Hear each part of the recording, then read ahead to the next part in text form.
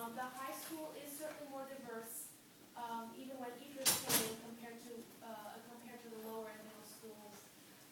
But they also claim that we, in the making of the film, kind of put their feet to the fire and kind of pushed them to accelerate their diversity plan, because we were kind of forcing the conversation and pushing the envelope.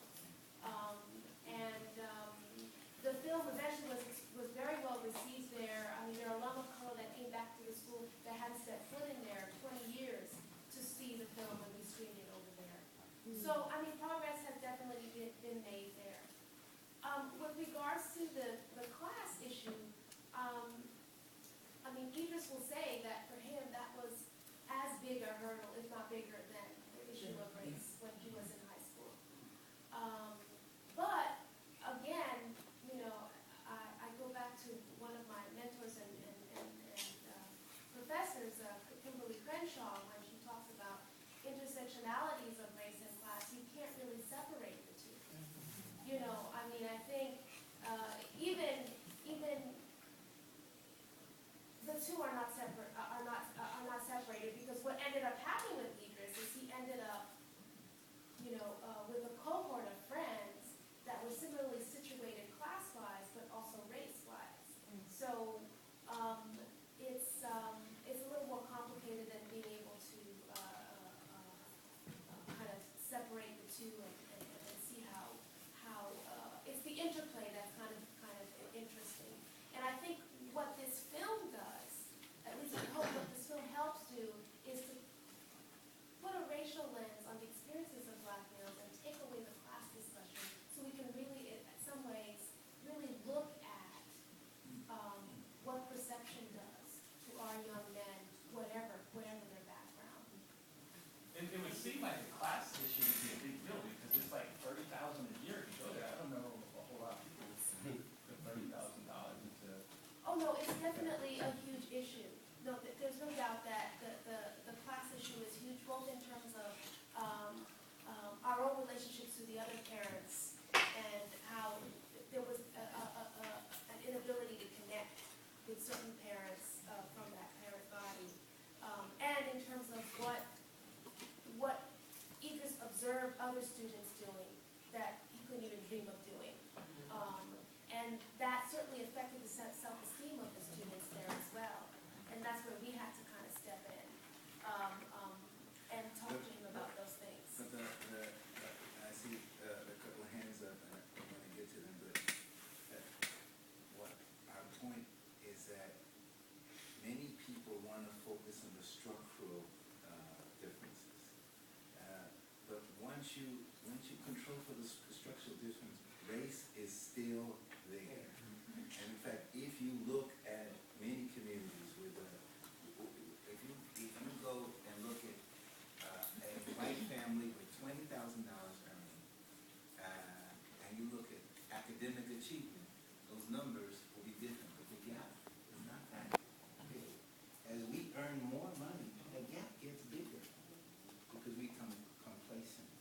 And we believe we've arrived, but race is still an issue. And so that's we understand the structural problems, textbooks, quality of teachers, quality of schools, learning time. We also understand race is still here. Constance, cool? Yeah, thank you. Erwin. You addressed a lot of the spaces that I wanted to touch on. I'm curious about Dalton's Current. In its being putting it towards the fire, how much of the content, how much of the curriculum itself was transformed. I'm also curious about, as you were, these years of making this film and reflecting, I don't know how frequently you watched the footage, but how that transformed how you sort of how you were growing as individuals. And so I'm interested in the role that had. And I'm interested in overall how you feel self-determined identity, the role that plays. What I didn't see as much, and I'm a cultural critic, I do a whole bunch of other stuff, is that there seemed to be an absence of, except for that trip to Benin, right? There seemed to be an absence of identity conversations. And those conversations can't be had in spaces that we don't populate because they're not, they're questions for us to ask ourselves. And I saw that early in the development, so I'm curious about, maybe it's something that got edited out, I don't know. But I'm curious about the role of self-determined identity and where that played as things develop. Well, I can just say that there was a lot of conversation and cultural reinforcement going on that didn't make the edit. So that was happening on a very consistent basis. But when you are telling a story and to keep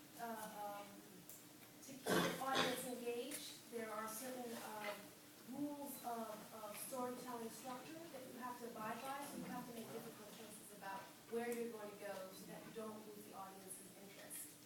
But those conversations were had on a continuous basis for 13 years, and they continue to be had because these boys are still growing. Do you want to add anything to that? Only that, that scene that we shot in Haiti, I still regret putting that out. We're in her cousin's house in Haiti, overlooking this beautiful view of the hills with a Christmas tree made out of twigs, and he's complaining that he doesn't have the same thing that the other kids have. And culturally, I thought he had the richest environment, but it was painful for us to hear that. He will not tell you that today. And so I think it's part storytelling, it's part,